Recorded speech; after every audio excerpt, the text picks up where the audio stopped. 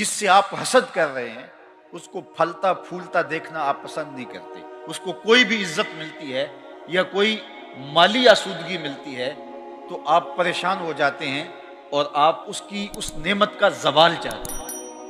اور پھر ایسا وقت آتا ہے کہ وہ نفرت اتنی بڑھ جاتی ہے کہ جو آپ کے اندر انتقام کی آگ کو اس قدر بھڑکا دیتی ہے کہ آپ ہر لمحہ اس کو نقصان پہنچانے کے منصوبے تراشتے رہتے ہیں. تو اس لیے اپنے دل کو، اپنے سینے کو کینے سے محفوظ رکھنا چاہیے، اور اس کا طریقہ یہ ہے کہ معاف کر دیا جائے، اس کے لیے دعا کی جائے، اور اپنے دل میں اس کے لیے اس طرح کا کوئی منصوبہ آنے بھی پائے تو اس کی نفی کی جائے.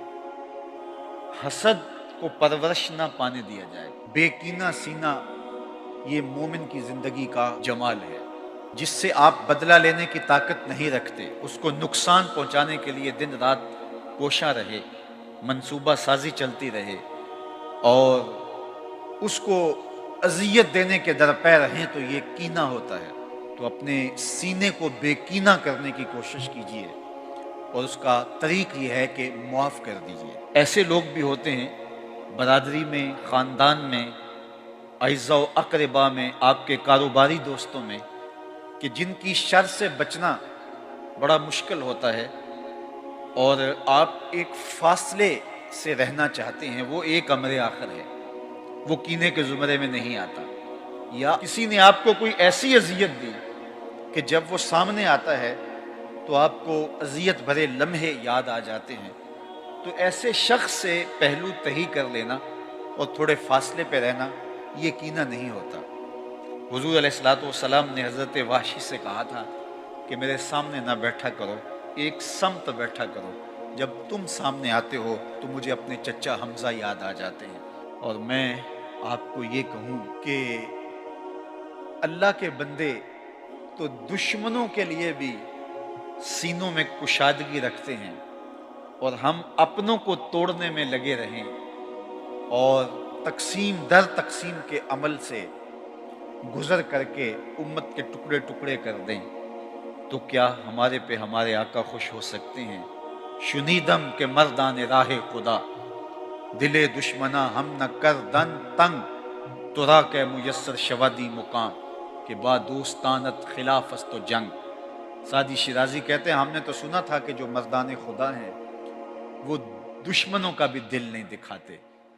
تو کیسا صوفی ہے، تو کیسا مولوی ہے، تو کیسا پیر ہے، تو کیسا مسلمان ہے کہ تو اپنوں کے خلاف جنگ کی آگ بھڑکا رکھی ہے، اور نفرت کے الاؤ تو نے جلائے ہوئے ہیں، اور گلی گلی نفرتوں کی آگ جل رہی ہے. تو کینہ اس امت کو میرے اور آپ کے آقا و مولا نے درس دیتے ہوئے کہا کہ مشاہن جو کینہ توز ہو، جس کا سینہ گدلا ہو، میلا ہو، تو ایسی بابرکت رحمتوں سے وہ شخص محروم رہتا ہے. اس لیے اپنے اندر کشادگی پیدا کریں. میرا اور آپ کا سینہ منور اور تاباں ہونا چاہیے. کس کو پتھر مارے ناصر کون پر آیا ہے، دل کے شیش محل میں ایک ایک چہرہ اپنا لگتا ہے. کتنی محنت سے، کتنی کوشش اور کاوش سے ماہ سیام میں ہم اپنے دلوں کی سیرابی کا ساماں کرتے ہیں، اور اگر عید کے دن وہیں کھڑے ہوں جہاں رمضان المبارک سے پہلے کھڑے تھے تو پھر سوچنے والی بات ہے کہ اتنی مشقت کیوں اٹھائی اگر ہم نے اس دولت کو سنبھالنا نہیں تھا. تو اس لیے اللہ سے یہ دعا مانگیں، ربنا لا تزغ قلوبنا بعد اذ ہدیتنا. اللہ ہدایت کے بعد ہمارے دلوں کو دوبارہ ٹیڑھا نہ کر دینا. روشنی کے بعد جب اندھیرا پھیلتا ہے تو وہ زیادہ گہرا ہوتا ہے. ہدایت کے بعد جب دوبارہ گمراہی کے اندر بندہ گرتا ہے تو وہ گمراہی زیادہ شدید اور سخت ہوتی ہے اور دلوں کو اجاڑ دیتی. اس لیے اللہ سے ہدایت طلب کریں، اور یہ ہمارا وظیفہ ہے. ہر روز ہر نمازی ہر نماز کی ہر رکعت میں اصالتاً یا وقالتاً عرض گزار ہوتا ہے اہدنا الصراط المستقیم. یہ وہ چیز ہے جو ہم روز مانگتے ہیں.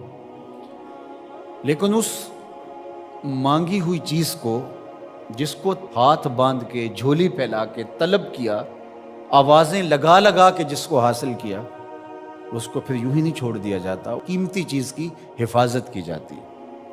تو یہ جو دولت ماہ صیام میں اللہ نے ہمیں نصیب کی، اس کو روحوں میں جذب کرنا ہے، اس کو باطن میں اتارنا ہے، تاکہ ہمارے دل سیدھے ہونے کے بعد دوبارہ ٹیڑھے نہ ہو جائیں۔